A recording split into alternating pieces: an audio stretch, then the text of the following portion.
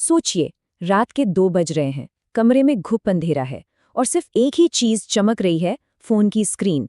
इंसान लगातार बिना रुके बस स्क्रॉल किए जा रहा है, शरीर थका हुआ है, आंखें नींद मांग रही हैं, लेकिन एक अजीब सा खालीपन, एक बेचैनी है जो सोने नहीं दे रही। बाहर से देखें तो शायद लगता है कि जिंदगी में सब कुछ बढ़िया है, लोगों की भीड़ है, दोस्तों का शोर है, पर फिर भी अंदर से एक बहुत गहरा अकेलापन महसूस होता है। चलिए आज के इस विश्लेषण में हम सीधे इसी दर्द, इसी खालीपन की गहराई में उतरते हैं। समझते हैं कि आखिर आज की इस मॉडर्न लाइफ में ये अधूरापन क्यों है और कैसे हजारों साल पुराना एक सिद्धांत आज भी इस खालीपन को भर सकता है। एक बड़ा सवाल उठता है, आखिर आज हम इतने बेचैन क्यों हैं? ये सच में सोचने वाली बात है। देखिए, आज हमारे पास दुनिया भर की जानकारी बस एक उंगली की दूरी पर है। सबसे बेहतरीन टेक्नोलॉजी है, पहले से कहीं ज्यादा आज़ादी है, जो चाहे कर सकते हैं, जहां चाहे जा सकते हैं। लेकिन फिर भी आज की ये मॉडर्न सोसाइटी इतनी भटकी हुई, इतनी लॉस्ट क्यों महसूस करती है? डिप्रेशन, एंग्जाइटी और ओवरथिंकिंग आज के वक्त में ये इतने आम क्यों हो गए हैं? इंसान बाहर से जितना आज़ाद दिखता है, अंदर से उतना ही डरा हुआ क्यों है? भाग 1, डायग्नोसिस, एक प्राचीन मनोवैज्ञानिक मैनुअल। इस बेचैनी का असली कारण ढूंढने के लिए हमें किसी नई मॉडर्न फिलॉसफी की नहीं, बल्कि हजारों साल पुराने एक सटीक मनोवैज्ञानिक मैनुअल की जरूरत है। तो आखिर असली समस्या क्या है? भगवद गीता के 16वें अध्याय का 7वां श्लोक इस बीमारी की बिल्कुल सटीक पहचान करता है। ये कहता है कि जिन लोगों में आसुरी स्वभाव होता है, वो ये नहीं जानते कि क्या करना चाहिए और क्या नहीं करना चाहिए। न तो उनमें पवित्रता पाई जाती है, न सही आचरण और न ही सच्चाई। ये शब्द सुनने में शायद थोड़े भारी लग सकते हैं, लेकिन ध्यान दीजिएगा, इसमें छिपे अर्थ को समझना आज के भटके हुए मन के लिए एक जीवनदान जैसा हो सकता है। यहाँ इस आसुरी स्वभाव या डिमोनियक नेचर का मतलब किसी पौराणिक कहानी के डरावने राक्षस से बिल्कुल नहीं है। आज की इस आधुनिक दुनिया में इसका बहुत ही सीधा और साफ मतलब है एक ऐसी जिंदगी जीना जिसमें कोई नैतिक सीमा, कोई मॉरल बाउंड्री न हो, कोई अनुशासन न हो। ये उस समाज का प्रतीक है जिसने अपनी सारी बाउंड्रीज को, अपनी सारी सीमाओं को मिटा दिया है और जो ये मानता है कि उसे रोकने या टोकने वाला अब कोई नहीं है। इसे थोड़ा और गहराई से समझने के लिए हमें 2 प्राचीन शब्दों को समझना होगा, प्रवृत्ति और निवृत्ति। ये दोनों शब्द इस पूरे विश्लेषण की नींव हैं। प्रवृत्ति का मतलब है ये जानना कि जीवन में हमें क्या करना चाहिए, हमारे कर्तव्य क्या हैं, और दूसरा सबसे महत्वपूर्ण शब्द है निवृत्ति, यानी ये जानना कि हमें क्या कभी नहीं करना चाहिए, हमारी सीमाएं क्या हैं। आज का इंसान इतना भटका हुआ इसलिए है क्योंकि उसने निवृत्ति को ही भुला दिया है। जब हमें यही नहीं पता होता कि क्या नहीं करना है, तो जिंदगी की दिशा पूरी तरह से खो जाती है। भाग 2, आजादी का भ्रम, जब नो रूल्स फेल होता है।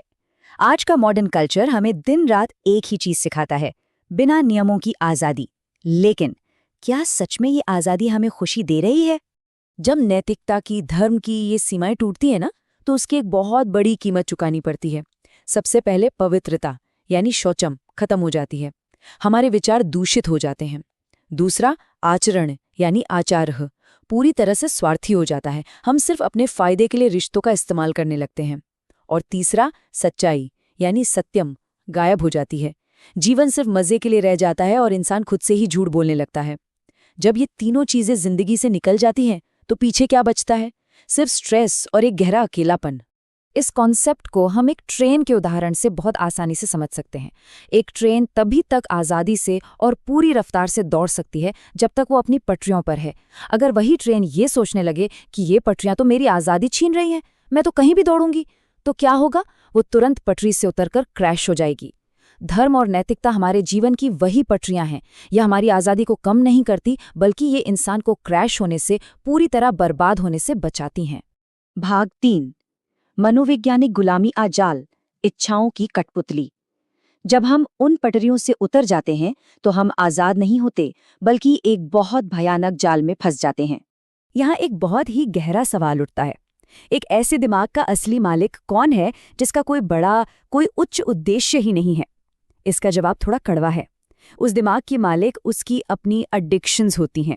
वो डोपामीन हिट्स होते हैं, वो सोशल मीडिया के लगातार बजते नोटिफिकेशंस, जंक फूड की क्रेविंग्स या महंगी चीज़ें खरीदने की जिद होती है। जब जीवन का कोई बड़ा मकसद नहीं होता तो ये छोटी छोटी इच्छाएं दिमाग पर कब्जा कर लेती हैं। एक इच्छा पूरी होती है और दूसरी तुरंत तैयार खड़ी होती है। यह एक ऐसी दौड़ है जिसका कोई अंत नहीं है। ये आसुरी प्रवृत्ति हमें एक ऐसे भ्रम में डालती है, एक ऐसी इल्यूजन में रखती है कि हम सब कुछ कंट्रोल कर सकते हैं। लेकिन संपूर्ण नियंत्रण का ये भ्रम तब चकनाचूर हो जाता है जब असल जिंदगी अपना रूप दिखाती है।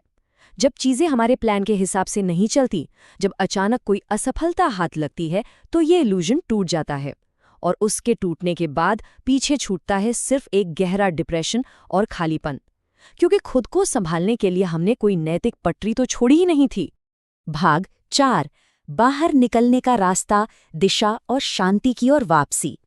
अगर इस बीमारी का डायग्नोसिस है तो यकीन मानिए इसका इलाज भी पूरी तरह से संभव है।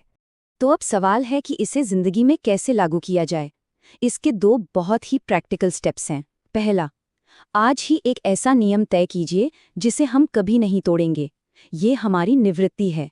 ये कुछ भी हो सकता है, जैसे रात में एक निश्चित समय के बाद फोन स्क्रॉल न करना या गुस्से में कभी किसी का अपमान न करना।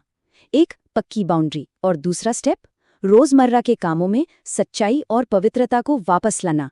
ये हमारी प्रवृत्ति है। अपना काम पूरी ईमानदारी से करना, इस बात की परवाह किए बिना कि कोई देख रहा है या नहीं। और देखिए, जैसे जैसे ये बाउंड्रीज हमारी जिंदगी में वापस आती है ना, वो रात की बेचैनी, वो खालीपन एक गहरी शांति में बदलने लगता है। बाहर के इस शोर को रोककर थोड़ा खुद के अंदर झांकने का समय आ गया है। क्या इस आज़ादी की अंधी दौड़ में आज का इंसान अपना वो असली, शांत और दैवीय स्वभाव सच में भूल चुका है?